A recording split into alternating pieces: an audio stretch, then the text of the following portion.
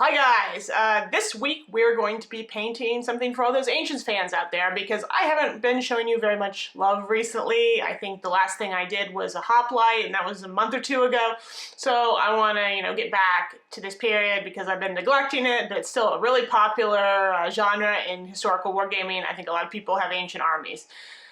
So the figure that I picked out for this week is this guy. He is a Roman centurion.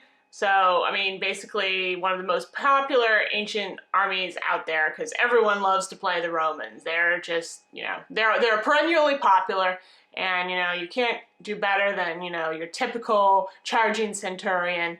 This particular one is from Wargames. I think they made it to commemorate the release of Hail Caesar. He's very characterful. It's beautifully sculpted. There's a lot of detail in there. Lots going on. He even has a sculpted base with some, stuff that he's standing on, which is unusual for figures. So this tells you that it's kind of a presentation type figure that was, made to be a character, basically. As you can see, I've already gone ahead and base coated him with enamel, and I have painted all of his skin. Ancient figures tend to have more skin than some other periods, so it took a bit more work. In this case, I used the Foundry Mediterranean Flesh Triad. Normally I use regular flesh, and you could too. There's really no real reason that you have to use a Mediterranean Flesh Triad. I just felt like it's a little bit darker and a little bit oranger than the usual Flesh Triad, but honestly both would look good, especially considering that people in the Roman army came from all over the place, and there was going to be, there probably was a great variety of, different looks. So I wouldn't worry about that too much. If you want to know a little bit more about painting sort of flesh on ancient figures, I actually recommend you look at my hoplite video tutorial because in that I do go into it, and it's actually in many ways, in terms of the pose is actually rather similar, and the parts of his body that are exposed are also very similar. So if you look at that tutorial, it'll give you a really good idea of how you can paint this centurion. Okay, so there's basically, as you can see, there's a lot to do here. There's actually, I haven't shown you, but he also has a shield that he holds, which is a separate piece. We're going to have to paint it separately because of how it's attached. So that means there's a lot of work to be done on him, so I think we should go ahead and get started right away. Alright, so to start off we're going to paint our centurion's tunic, and I've decided to go with red here. It's the classic color. You see it everywhere on your average Roman centurion, and maybe it's overplayed, but I like it. It's graphic, it's bold, it's a great color for a soldier, though you don't feel like you have to paint your tunic red because white would be a fine color. Actually, probably a lot of other colors would be okay because we really just don't actually know what color their tunics were. We've got some ideas, a few sources, a little bit of evidence, but nothing really strong enough that we can say for 100% sure that they wore red tunics most of the time. We just make educated guesses. So don't feel constrained here too much in your color choices, but red or white are probably good ideas in general. I am using a base coat here of Citadel Fiston Red, and then I'm going to apply Citadel Wash of Cardboard Crimson over that to darken the red down. You are actually going to see very, very little red on this figure because his pteruges are going to be covering up most of his red tunic, but you still need that base there. I'm also going to apply this red and also the wash to his shield, which, as I mentioned earlier, I fixed separately to a little toothpick for easier painting, but we want it to be exactly the same color here as the tunic he's wearing. Now I'm going to highlight the red of his tunic and his shield using the Citadel layer color Evil Sun's Scarlet. I'm going to apply that primarily to the bottom and just any places on the tunic where the color peeks out, and on the shield I'm going to sort of put it more towards the top of the shield and sort of darken it gradually as it goes down, and that will give kind of a nice effect that makes it look like there's light hitting the top of the shield but not the bottom. I'll also make an edge highlight color when I'm done with that by mixing the Evil Sun Scarlet with some Foundry Flesh Light, and I'll just sort of blend that very gently sort of at the edges of the tunic and sort of at the very top of the shield.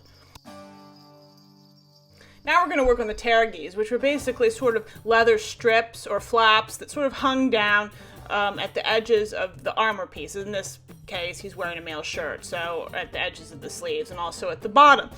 Pteruges were often, though probably not always, worn by more high status soldiers. It was sort of a, not exactly a badge of rank, but it was something that you did if you were kind of up there. This guy has 2 rows of pteruges at the bottom of his armor and then 1 at the top. Now, there's a tendency here probably to paint these just sort of very simple leather colors because they were leather, but there's actually some evidence now to suggest that the Romans actually made these different colors. They may have painted the leather. We don't know this for sure, but there's some, we have some idea that they might have, based on sort of statuary evidence and paint remnants and stuff. And we know that for sure that the Roman centurions particularly were really flashy. They liked their bling, they liked to show off, and they liked bright colors. So you shouldn't try to paint these guys as subdued and subtle because they really probably weren't. So I am going to be painting my pteruges white and blue. Along his sleeves, I'm going to sort of alternate white and blue. And then at his base, I'm going to make the bottom row of pteruges white, and then the upper row are just going to be blue. I'm going to start out with the white pteruges. I'm going to base coat everything using Arctic Gray shade from Foundry. And then I'm going to apply a black wash of Nuln Oil to those areas to sort of differentiate and kind of pick out the fringe work. Once that's dry, I'm going to go ahead and layer some white over the top of that to make it pop out.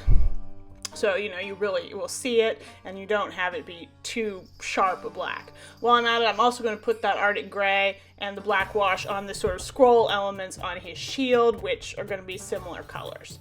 Once I've finished that, I will move on to the blue pteruges on his sleeves and then the upper row at the base of his tunic. Those I'm going to just paint pretty quickly using the Foundry Deep Blue Triad, and I'm going to pay attention to put the lighter blues, as you'd expect, towards the base of the pteruges, and then have it darker up towards where it, joins up with the male shirt.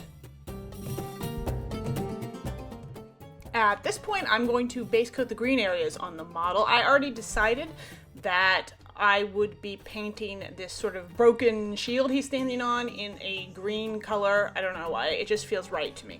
I am using the forest green shade color from Foundry for that. I am also going to base coat sort of the green wreath emblem on his shield using the same color. Once that's done, I will apply a Citadel green wash to those areas to darken them up further. I don't know what that color's called, and I don't want to keep track of it right now because it's another one of those Citadel colors with a strange name.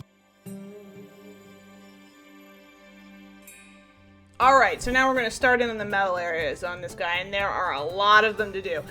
We're going to start with the steel and silver areas, and I'm going to do a base coat using a mix of German gray and natural steel from Vallejo. You want to favor the gray in that mix because we want a nice dark base coat that we can work from. So it's basically going to be just kind of a metallic dark gray color. You're going to want to paint his mail, his greaves, the blade of his sword, his dagger and the scabbard of the dagger, and his helmet, and then of course on his shield, the edge needs to be sort of get this metal base coat, and also the boss. And I'm also going to do the boss of the shield he's kind of smashing. I'm going to paint that also to be steel colored. When you're done with the base coat, then go ahead and apply a Nuln Oil wash to all the metal areas we just painted. You want to be especially heavy on the chainmail because you want to really darken that because you want it to feel darker than the rest of the metal and you really want it to get down into the cracks. Now you want to start highlighting the metal areas. I am using Vallejo Natural Steel to start off with, and I'm going to do his chainmail to begin with. I'm going to use overbrushing, which I've kind of discussed before, but basically you want to put some sort of reasonably thin down paint on your brush, wipe a couple of strokes on your palette, and then very lightly apply it to the chainmail so it doesn't get down in the cracks. And you want to put it stronger in areas where light would be hitting, obviously. Once you've gone ahead and done that, then you can paint the other steel and silver areas in a more normal way. Just by layering the steel on, and you want to make several passes on most areas because you want to build up color and get some, some differences in the amount of shininess on various surfaces that you're painting, basically. So go over a couple times. Things like the tops of his greaves, his helmet, the shield bosses, the top of his sword blade, things like that. You're going to want to put more layers on because you want to get that shinier and you want there to be more emphasis on those parts. When you're done with that, you might probably want to go back and put another wash onto the chainmail. And I used Agrex Earthshade for this, and I'm going to sort of put washes down in the cracks around the edges where there's breaks in the chainmail, sort of to darken those areas and get more sort of definition to the chainmail. And I like the Agrex Earthshade for this because it's a little bit warmer than Nuln Oil. It'll make some more interesting color variation in the chainmail, help differentiate it a little bit better from the other really pure shiny areas on the figure. And after you finish that, you might want to overbrush lightly some areas of the chainmail again if they got too dark, but that's kind of up to your discretion depending on how things worked out. Finally, you're going to want to do sort of the highest metal highlights, and I'm going to use Vallejo Silver for that. Don't thin it down any more than you have to, but just enough so it flows, because it's, as we've discussed in earlier videos, it's not a very pigmented color. Don't want to thin it too much. I'm going to use it to put on areas where I really want a lot of shine, like on his dagger and the scabbard of his dagger, because that probably would have been silvered. Like the tops of his greaves, the top half of his sword blade, the tops of the shield bosses, places where you really want that extra emphasis and the extra gleam. And don't feel shy about really making this guy look nice and shiny, because these guys probably would have been really shiny looking. They were all about ostentation and showing off and having lots of bling and shiny equipment. So gold, silver, don't feel like you have to hold back when you're painting.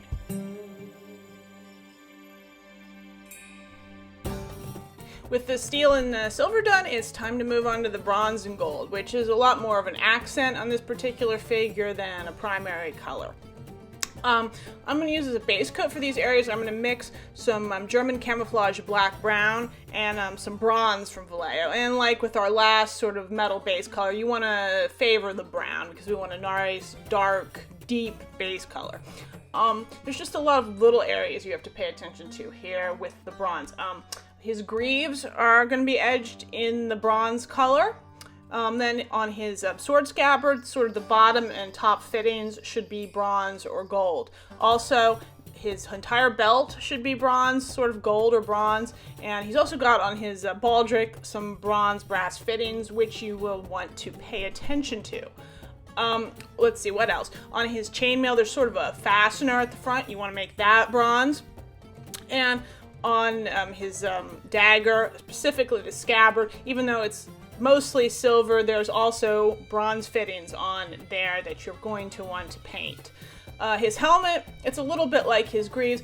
It's pretty much entirely edged in sort of bronze or sort of gold color. So there's sort of front bars on the front of his helmet are going to be that color, and really the edge of his cheek flaps are going to be bronze or kind of gold, and around the back of his neck guard. So all those areas, just little bits of bronze in a lot of places. I'm also, on his base, I'm going to paint the edges of that broken shield using a bronze color, and additionally the sort of the helmet that's laying there. So really with this, just lots of little areas that you need to pay attention to.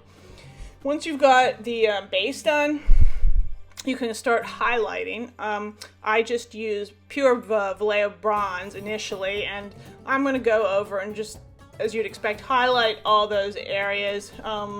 And this is where having a really dark base color is going to pay off a lot, because there's going to be, you want this good high contrast, especially when you've got tiny little detail areas like this, because it'll just show up and it'll work a whole bunch better.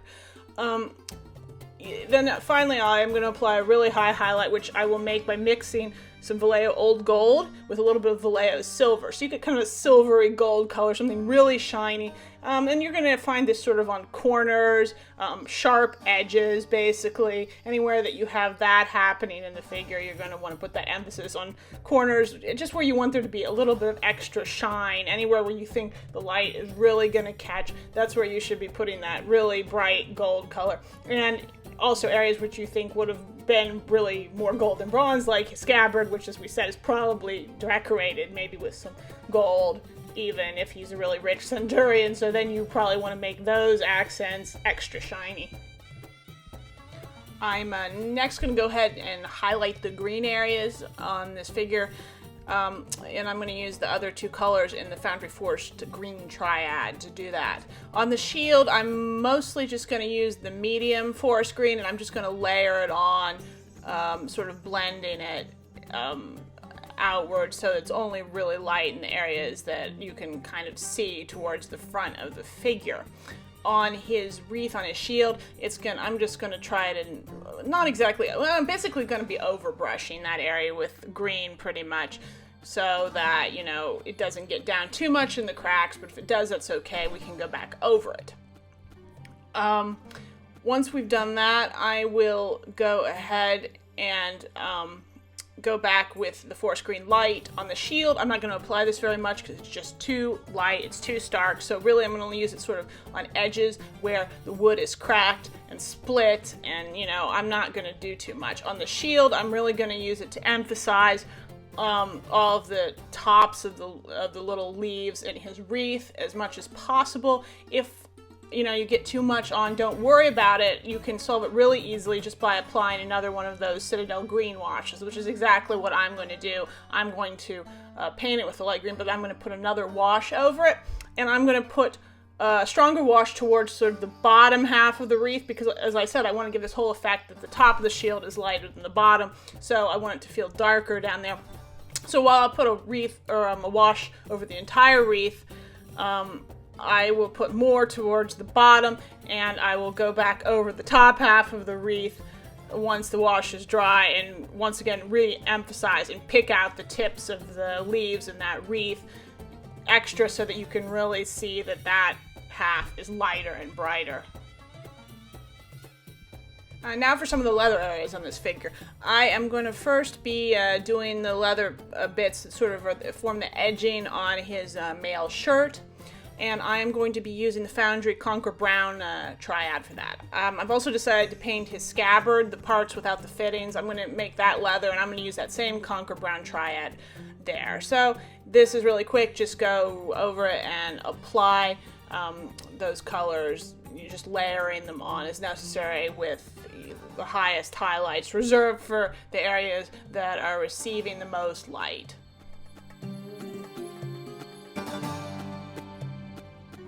Next, I'm going to base coat some wood areas on the figure using Spear Shaft Shade from the Foundry Triad, and I'm basically going to be doing that on the bottom of the broken shield and also the exposed areas where the painted surface has flaked away.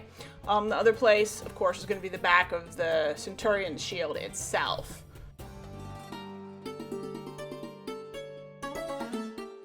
With that drawing, I'm going to be moving on to painting some of the other leather bits on this figure. I'm going to base coat them using the Vallejo German Camouflage Black Brown, and the areas that are going to get this treatment are going to include his baldric, also the little leather bit that's holding his dagger scabbard into place, the straps holding his greaves on, and also sort of the exposed end of his belt at the very front. So they're all going to get that really dark brown base coat. And since by now my base coated wood areas have dried, I'm going to apply a wash of Agrac's Earthshade to those places in order to sort of darken them up further and prepare them for upcoming highlights. I'm then going to start highlighting those leather areas I just painted using first Bay Brown Light, then Chestnut Shade and Chestnut Medium from Foundry. These are the typical colors that I use to paint leather, and I've talked about my process quite a bit before, so you can look back at my earlier videos if you're curious, but since most of the areas of this color are so small, it's not going to make a big difference. I also have base coated the handle and the pommel of his sword using Bay Brown Shade, and it's going to get highlighted with the same Chestnut Shade and Medium that I used on the leather, just in higher concentration so that it looks a little bit different.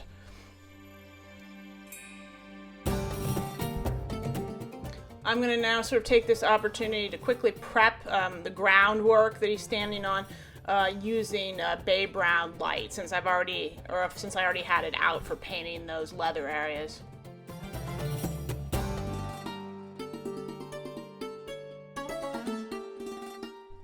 Since the base coat and wash has finally dried on all of the wood areas, I'm going to start highlighting them. And I am going to be using Spear Shaft Medium and Spear Shaft Light from Foundry to do this. On the back of the shield particularly, I'm going to sort of make sure that there's more light towards the top of the shield, kind of going down towards the bottom as I did on the front. So I'm going to layer both the medium and the light colors on, but I'm going to put heavier concentrations of them towards the top of the shield and sort of work that down. And the light color in particular, you're going to want to, reserve for the edges and sort of the tops of surfaces. And on the shield, he's kind of broken shield that he's standing on, that light color is really only going to want to kind of go along the edges of the wood where it's kind of splintered and broken, and there's this, this sort of, you want to have this sort of fresh, broken, really light look going on. At this point, I just applied a Agrex Earthshade wash to the groundwork on the base, and since that needs some time to dry, I'm going to move on to working on his crest and crest holder. Now, the crest holder probably would have been made out of wood, and theoretically you could paint this all kinds of interesting colors, but I'm just going to go with a white. I'm going to base coat it by taking some Arctic Gray shade, and I'm going to mix in some Vallejo German Gray just to get it a little bit darker, because I think actually the Arctic Gray triad, the difference between the medium and shade color is extremely small. So I find that, if you want a better contrast, you need to darken up that shade color a little bit. So I'm just going to put that on, and then I'm going to add the medium color, and then I'm going to highlight, especially the top, just using some white.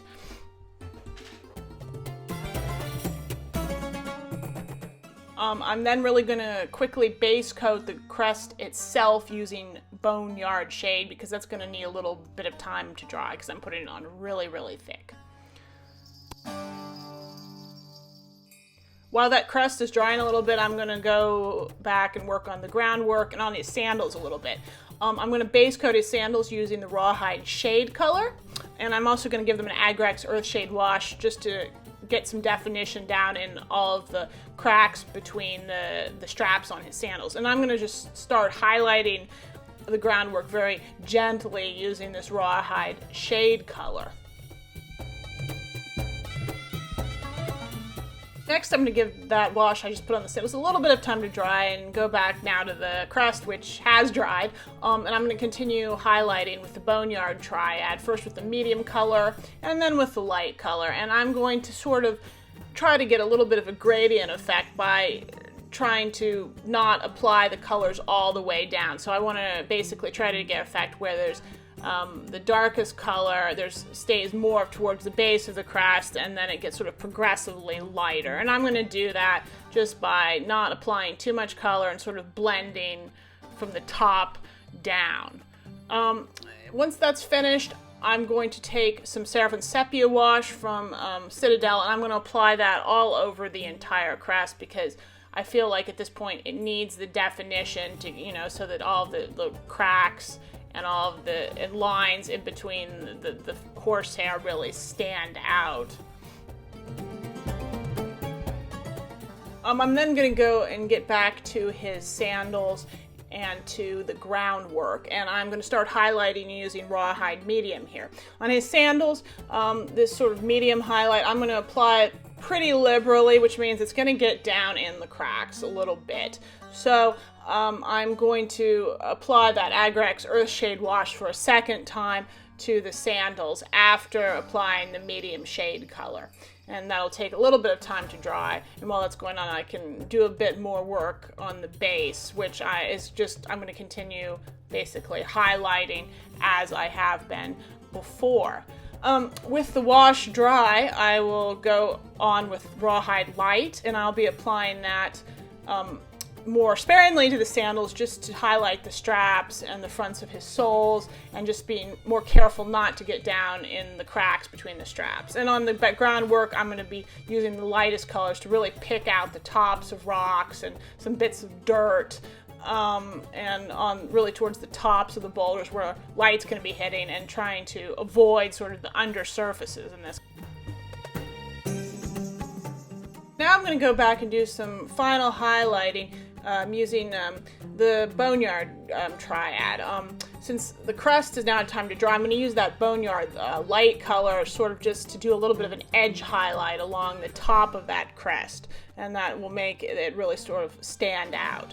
I'm then going to take the boneyard medium color and use that as really an extreme highlight, both on his sandals, sort of along the top seam, really at the tops, areas where I think there'd be a lot of light hitting, basically, and then also on the groundwork, sort of same principle. I'm going to use it to pick out the tops of rocks, sort of cracks and any sort of crevices or sharp edges on boulders, that kind of thing. And also, in this case, on his shield where the wood is splintered and split, because I felt like there just wasn't quite enough contrast there with just the spear shaft color, so I'm going to use that as an edge highlight on sort of the splintered wood areas to really, sort of make that groundwork really pop out.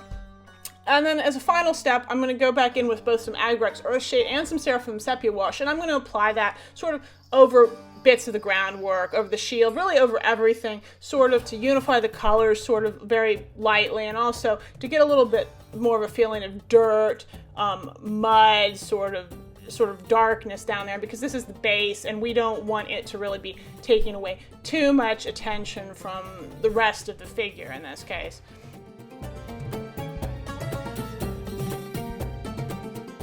I'm finally going to remove the shield from its toothpick and glue it onto his hand with some super glue, sort of making it make sure it sort of slants upwards towards his face and is closer up there, like he's holding it for protection. All right, so that's our finished Roman centurion.